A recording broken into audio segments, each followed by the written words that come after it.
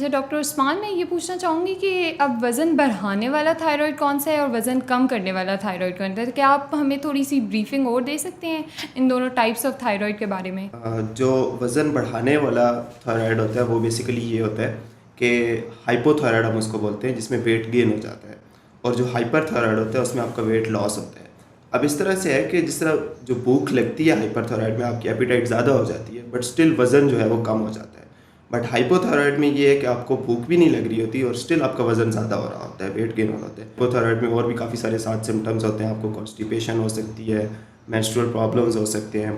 तो ये कुछ और भी मतलब ब्रेडिकार्डिया हो सकता है, जिस दिल की धड़कन स्लो में होती है, लेथार्जिक हो जाता है बंदा। तो ये सारे हाइपोथायराइड। अब हाइपरथायराइड में आपका वेट लॉस होने के साथ साथ जो है आपकी दिल की धड़कन भी तेज़ हो जाती है, समटाइम्स डायरिया भी रहने लग जाता है। तो ये कुछ साइंस एंड सिम्टम्स हैं जो अगर आपको आ रहे हों तो आपको डॉक्टर से चेकअप करवा लेना चाहिए या कोई थायराइड का टेस्ट करवा लेना चाहिए।